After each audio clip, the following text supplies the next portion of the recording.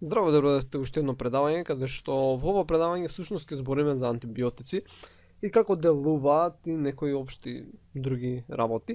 И ово го спомнуваме во овој момент бидејќи е доста врзано со клеточниот зид. Значи првиот кај ги добиваме антибиотиците?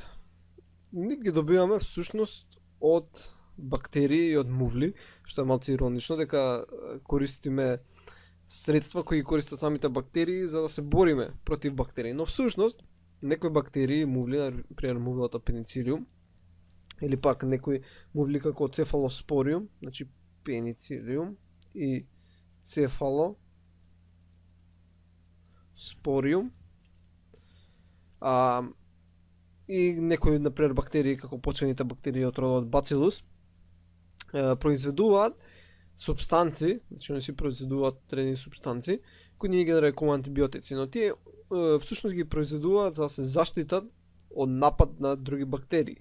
Значи да не дое некоја друга бактерија, да речеме да обележиме дека со портокалово, и да ја нападне мувлата. И она затоа го користи овој антибиотик, односно ние го нарекуваме антибиотик, за да ја уништи бактеријата, да ја убие бактеријата.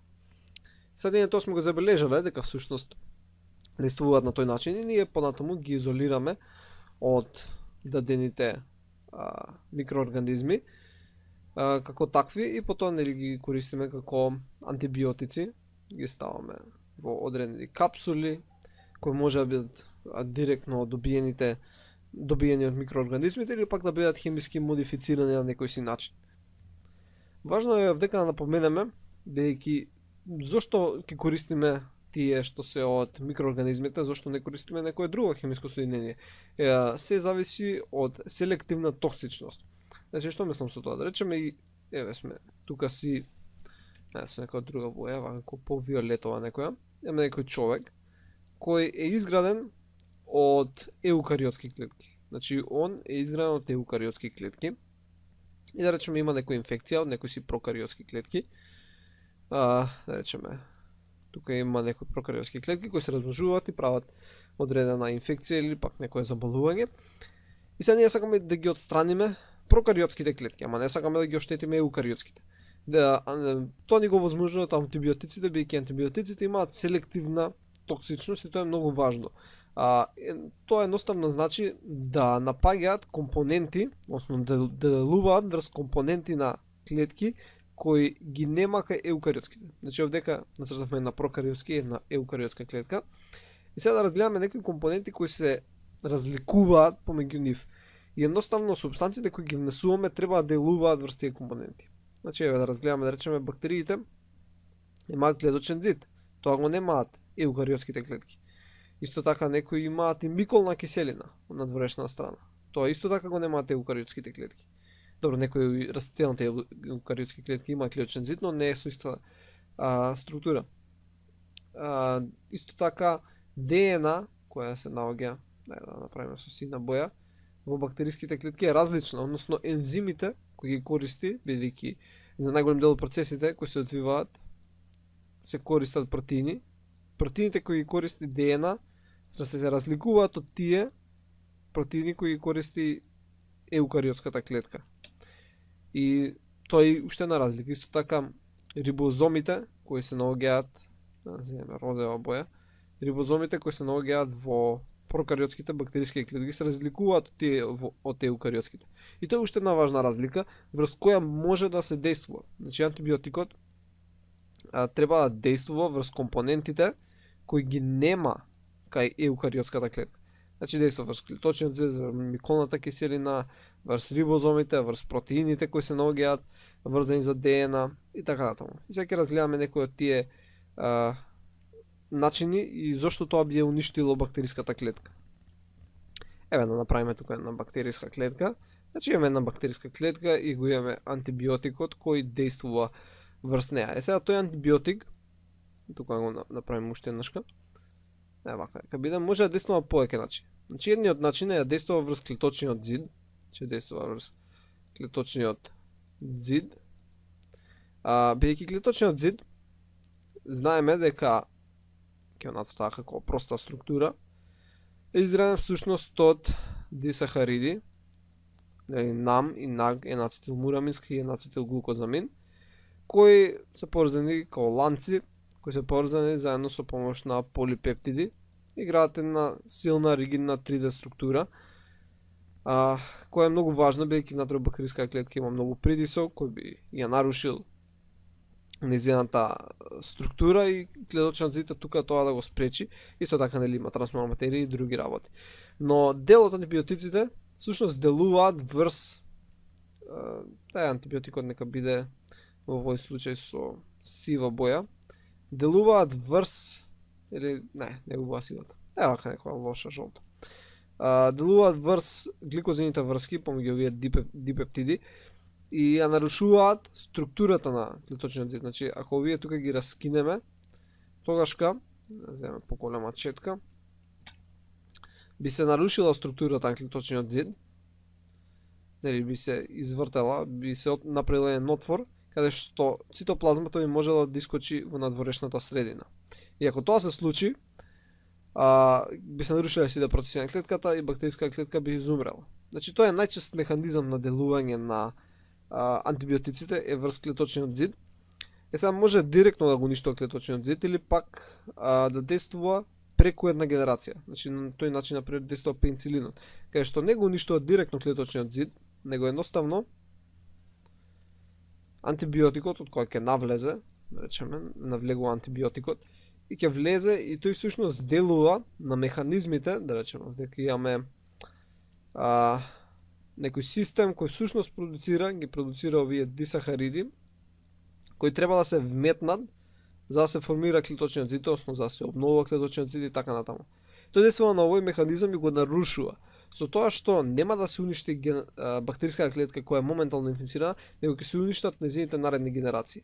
Односно, да речеме, имаме бактериска клетка и таа сега нема да се уништи, ама кога ќе проба да се размножи, незините клетки керки не би можеле да имаат стабилен клеточен зид и би умреле. Така да се уништува наредната генерација. Друг начин на делување е да делува врз клеточната мембрана, значи клеточна мембрана, која исто така ако се наруши, ќе се наруша најголем дел од функциите во клетката и клетката би изумрела. Или пак, како што рековме, може да действува врз протеините кои се задолжени за ДНК репликација, за ДНК транскрипција, за ДНК транслација. Односно ќе скратиме ќе речеме дека действува на ДНК, иако не действува на ДНК директно, него на протеините кои се задолжени за најголем дел од незините функции. Исто тоа би довело до смрт на клетката. Или еден исто доста чест начин е действува врз рибозомите. Значи действува врз рибозоми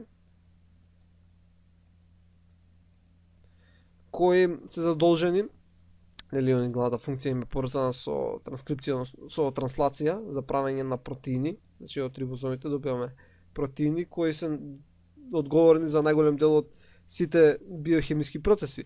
И ако не може да се добијат протеини, тогашка би се нарушила целата функција на бактериска клетка. И действува поради тоа што бактериските клетки имаат рибозоми со 70S степен на седиментација, додека еукариотските имаат со 80S. Односно субединиците од кои се изградени се различни и затоа антибиотикот може селективно да делува врз нив. Може да делува исто така на голем број ензими, значи врз голем број на ензими кои се всушност протеини.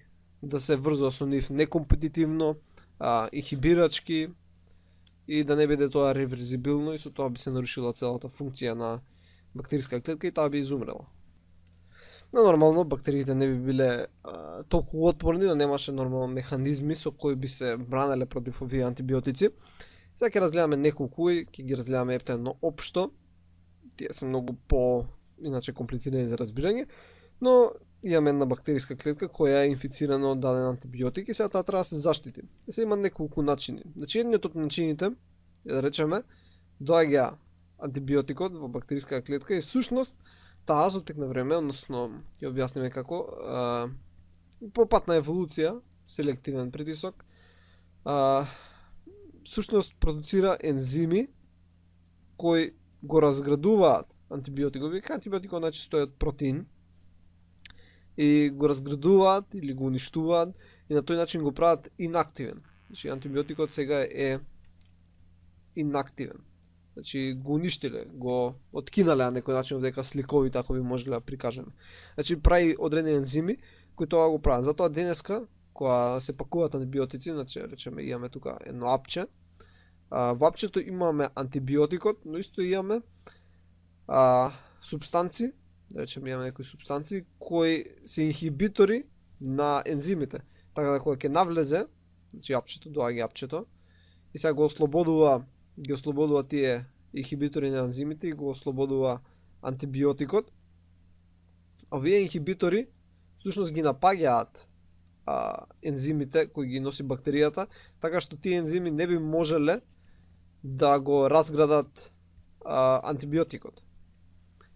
Друг начин на заштита е со тоа што бактериите го минуваат целното место. Значи ако имаме еден антибиотик, кој тој антибиотик ги напаѓа, например, рибозомите, бактеријата всушност ќе смени мал дел од секвенцата на рибозомот, односно да биде, не знам, ваква структура, ќе добие некоја видоизменета структура. Бидејќи антибиотикот е толку специфичен, на таа нова структура нема да действува. Значи, оваа да, ќе ја отстрани, ако би ја сретнал, но оваа структура не може да ја познае, така да ќе си преживее.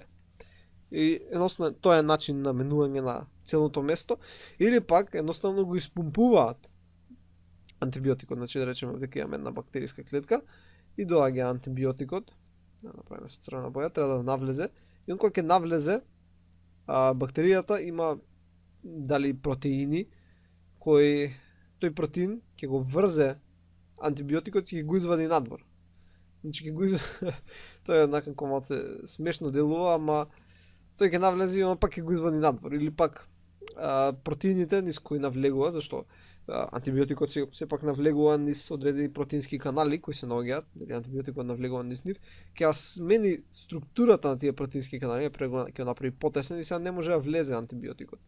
Или пак, да речеме, ако прима само некои работи кои се форма триаголник, ова ептен е шематизирано, но тоашка би ја сменила структурата, би некако другачие и тоашка не би можел да влезе антибиотикот. Значи тие се четирите основни начини, односно трите основни начини како би се одбранила бактеријата против антибиотици. Сега да видиме како ги стекнува сите тие одбранбени механизми и зошто е опасно тоа стекнување и како на еден начин кажано еволуираат да се заштитуваат од различни видови антибиотици. Значи да започнеме со една бактерија. Значи имаме една бактерија и таа една бактерија, ако би оставиле да се размножува, од нејзе ќе добиеме многу, значи голем диапазон дека ќе направам, значи многу бактерии. Сега не ги цртам како многу топчиња, ама едноставно би добиле милион бактерии. Ајде, пак сепак ќе ги нацртам неколку.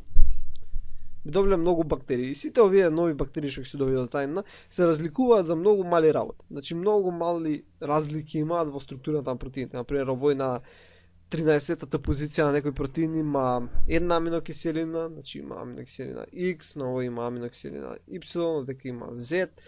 Некои многу мали разлики кои не би направиле некоја значајна промена на бактеријата, но сепак постои таа разлика.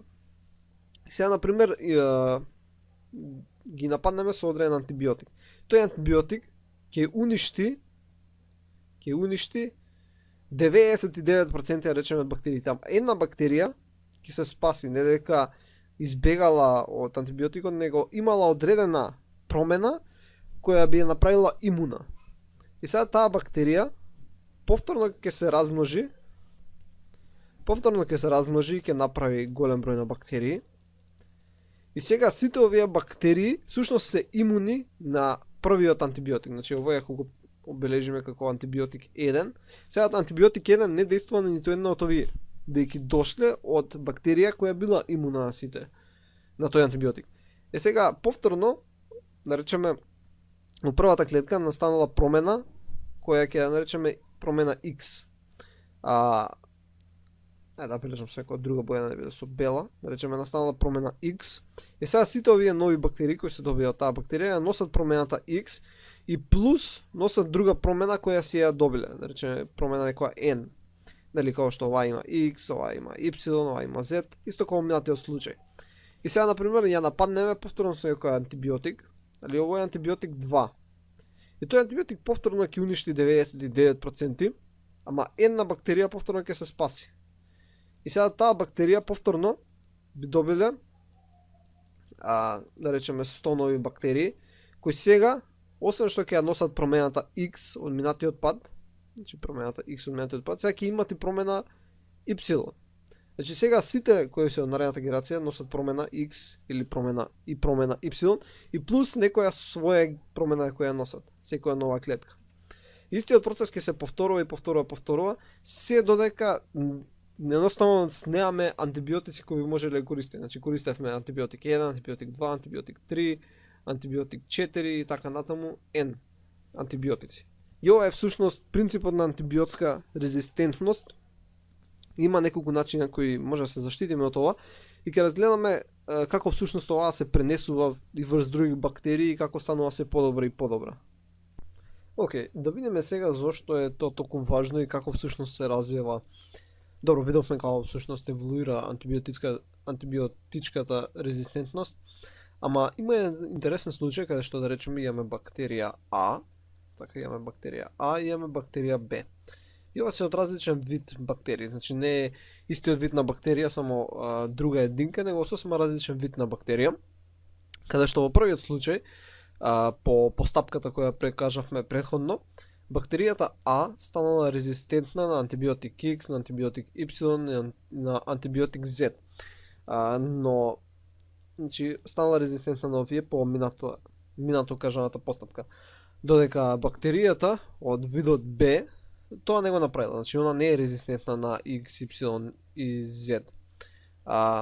Но интересното е тоа што бактеријата А може да ја пренесе оваа информација на бактеријата Б и тогаш кога бактеријата Б ќе стане резистентна на X, Y и Z антибиотици. Значи бактеријата Б не мора да го поминува целиот тој циклус на да изумрат 99% пат едната да се размножи повторно, него може едноставно да добие информација од таа бактерија која веќе го поминала тоа.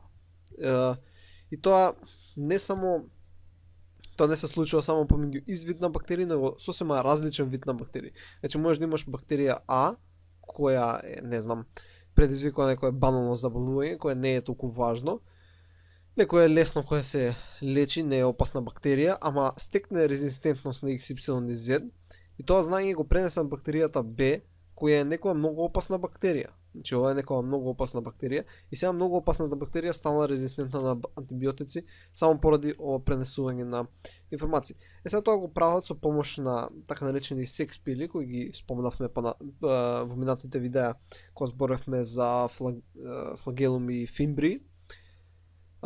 И за пили, односно вие се тие секс пили кои се поврзуваат со бактеријата на која треба да се пренесат информации, значи нели имаме F+, имаме F-, каде што информацијата всушност која се пренесува преку плазмиди.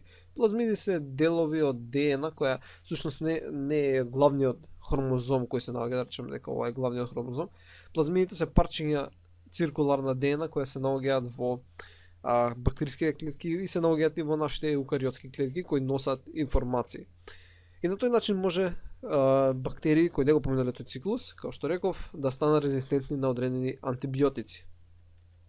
Сега рековме дека некои мувли како пеницилинот, така, има антимикробни компоненти, но дали ние имаме некои антимикробни компоненти кои не заштитуваат од микроорганизмите и имаме. Значи еден од тие е на пример лизозимот кој го имаме на повеќе места, значи го имаме во солзите, во слуста, во плунката, во дел од дигестивните сокови.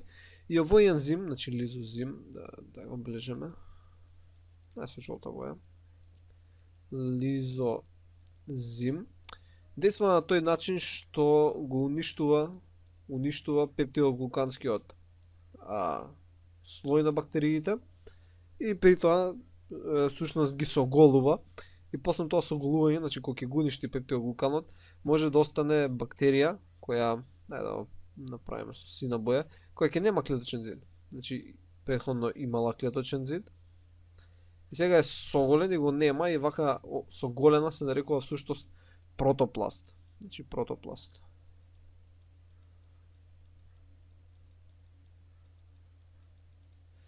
Значи ова е сферичен и може да извршува голем број метаболички процеси, ама доста е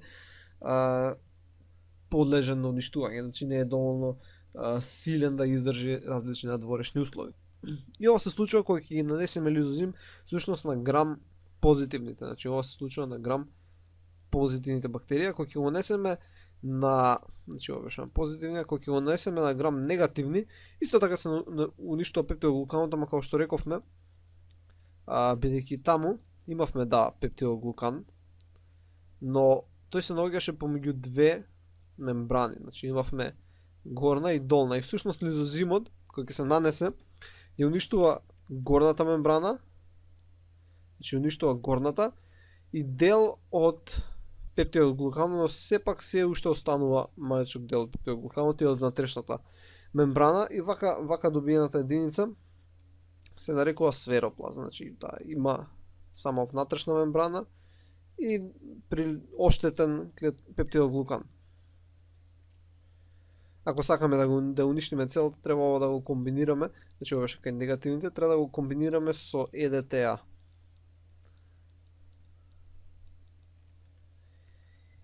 Тоа е етилен диамин тетрацетат, тетрацетатна киселина, и со тоа соединение, кога го комбинираме лизозимот, ќе се уништи целосно бактериската клетка.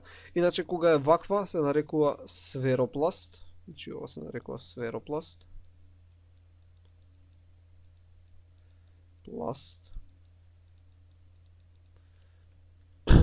Значи тоа е основата на како работат антибиотиците и како работи механизмот на уништување на бактериските клетки.